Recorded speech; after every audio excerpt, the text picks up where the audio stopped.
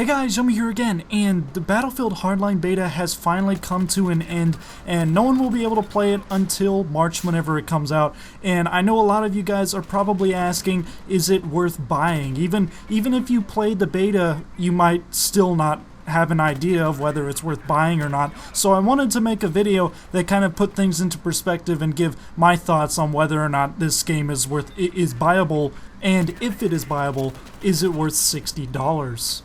And let's start out with one of the more noticeable things about the game, and that is the graphics. And it is pretty well known that the graphics are not as good as they were in Battlefield 4, at least texturally, and a lot of people view this as a bad thing. They think it's just been downgraded, they didn't put as much effort into it or something.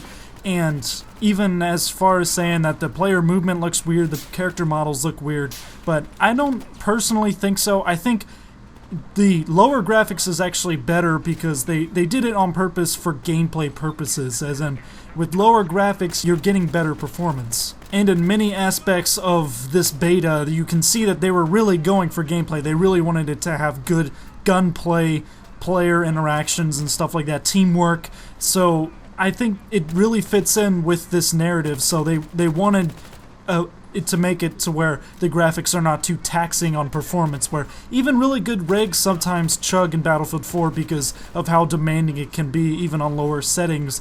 And I won't lie, it's actually pretty demanding on my rig as well. So I was really happy with how responsive Battlefield Hardline was, how smooth it was, how easy it was to play even at really high settings. And really as an example for this, you can use Counter-Strike Global Offensive. Now, at the time that it came out, its graphics were not the best that they could have been, but it was for gameplay purposes. They wanted to be as smooth and responsive as possible, even on lower end rigs. And Counter-Strike Global Offensive is probably the top competitive game in the world right now.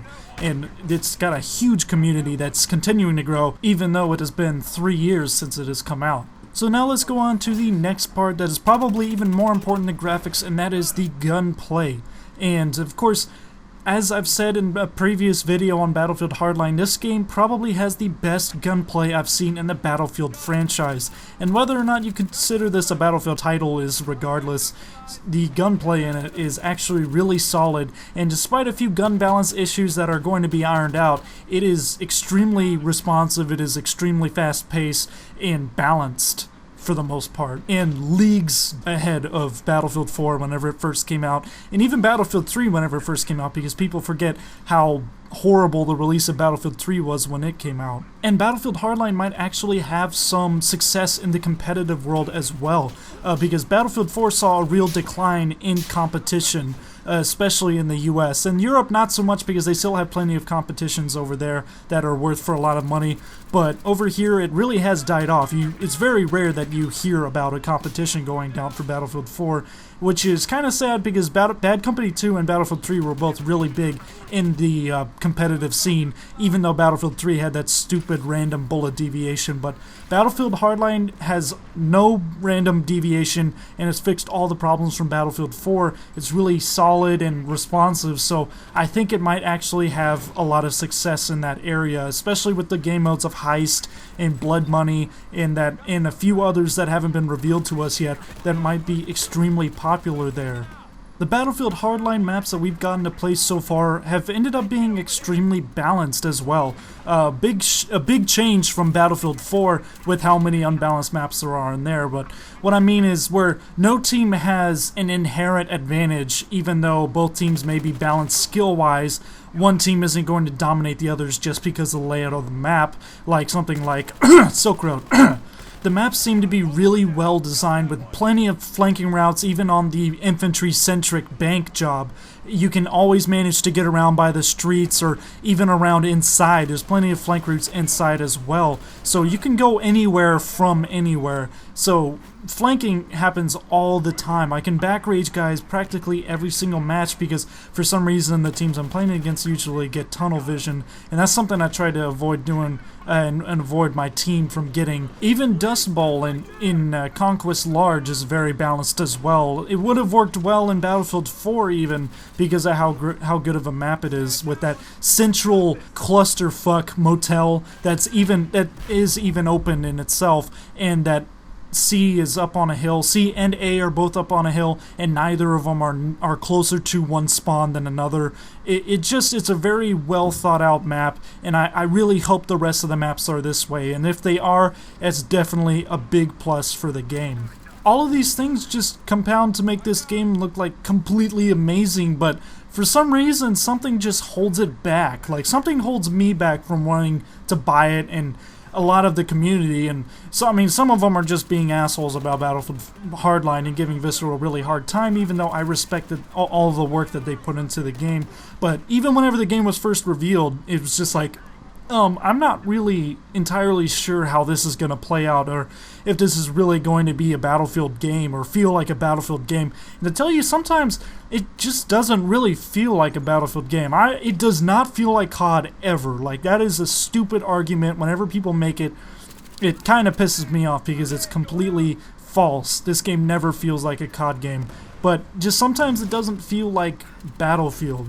I don't know what it is. I mean, the gunplay is better than ever. Maybe that's it. Maybe this is the best gunplay in a Battlefield game, so that just kind of makes it feel different. But not having tanks and not having jets might be adding to that, even though Bad Company 2 didn't have jets.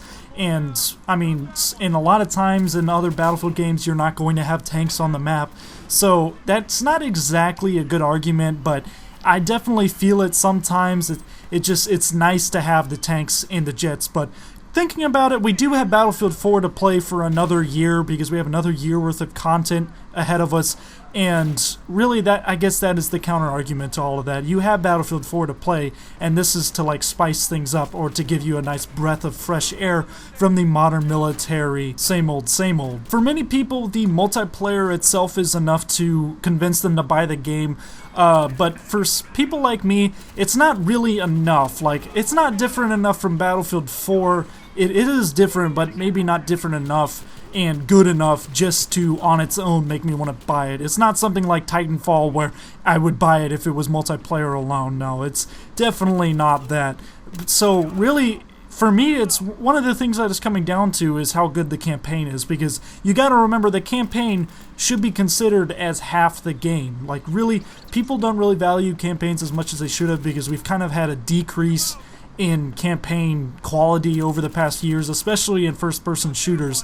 But from the trailers, this one actually looks like it's really well written and well thought out, maybe a lot of fun. So that might actually be the deciding factor for me, is whether or not the campaign is good. I'm really hoping it is, because I really miss good first-person shooter campaigns, because I grew up back in the day of Medal of Honor, Rising Sun, and Battlefield, Bad Company 2, Call of Duty Modern Warfare 1 and 2, as well as Call of Duty 2 and 3. Call of Duty 2 especially had an amazing campaign, and I know a lot of you guys are probably too young for that to remember that, because that game was one of the first games on the 360, but that game had an amazing campaign that I remember. And I would really like for first-person shooters to put that much emphasis into campaigns again. I mean, I like Battlefield 3's campaign, but there wasn't much story to it, I know, and Battlefield 4's was too short, so yeah, I'd just like a return to it. And if it is, that will probably be the deciding factor